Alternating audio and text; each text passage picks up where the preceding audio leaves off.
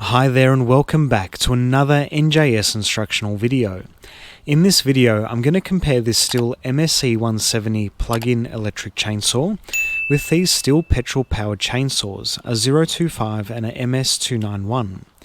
Now you may be thinking that this isn't really a fair comparison, and you are right. So then why am I comparing these three chainsaws? Well, for me these are the chainsaws I have, and each serve a unique purpose. The electric chainsaw is perfect for cutting timber in my backyard when noise is a big factor.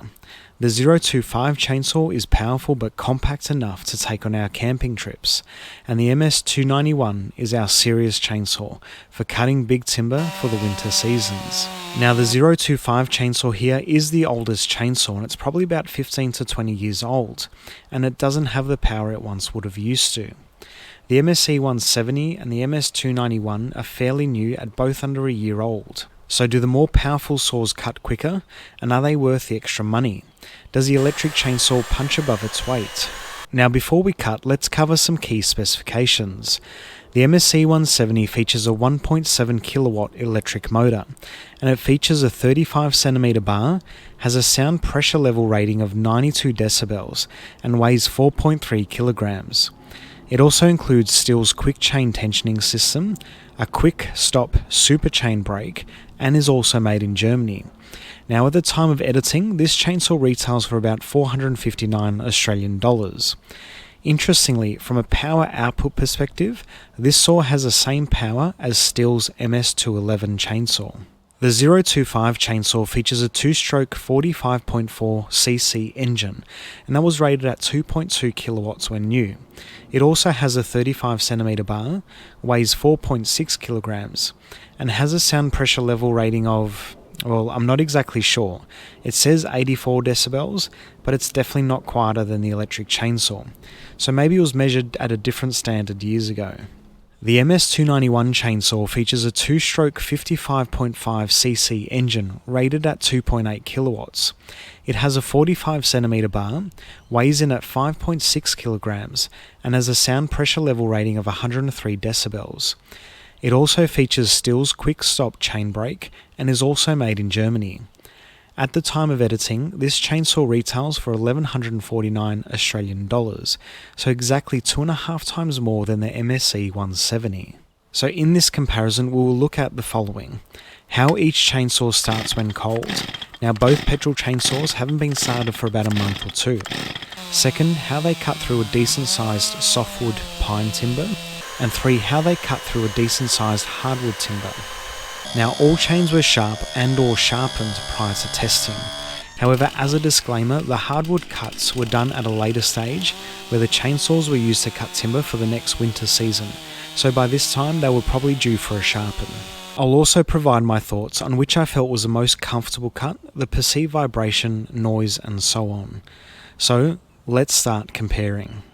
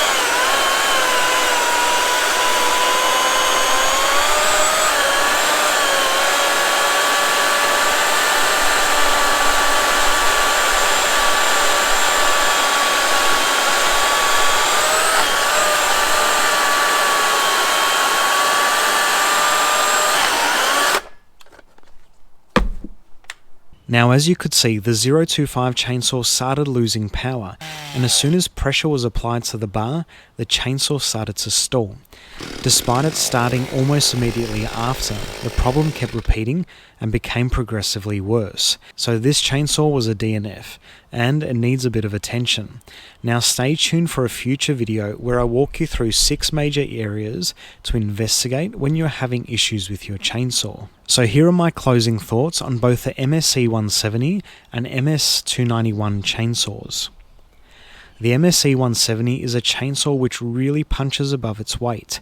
It is relatively lightweight, very quiet, and also very smooth to handle. The benefit of not being exposed to exhaust gases, excessive vibration, noise, and even heat, it really makes for a less tiring and more enjoyable experience. Startability was no issue. It's a simple pull of the trigger. No need to mix fuel, prime, or choke the system like a petrol chainsaw. Additionally, I've used this saw quite a bit and never once had it cut out on thermal overload, so it's actually been one of the best chainsaws I've owned. It is an ideal chainsaw for the backyard, where neighbours may not appreciate the sound of a petrol chainsaw. Additionally, the bar can be upgraded to a 40cm or a 16-inch bar. But the biggest drawback is you need an AC power outlet to run this chainsaw, so it doesn't have the flexibility that a petrol chainsaw offers. But overall, a very reliable and smooth chainsaw. The MS291 is definitely a powerhouse when compared to the other 2 chainsaws. It cut the quickest and it did it with ease.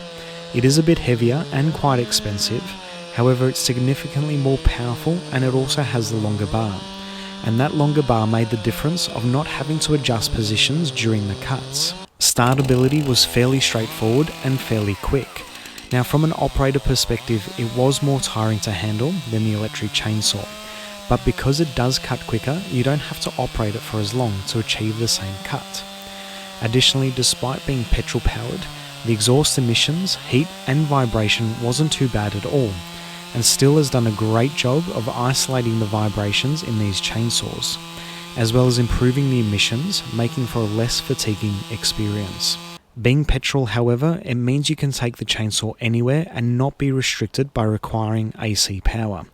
So overall, another great chainsaw by Stihl. So which would you choose and why? Let us know in the comments below. I hope you found this video informative. Don't forget to like it, subscribe to our YouTube channel, and hit that bell notification icon.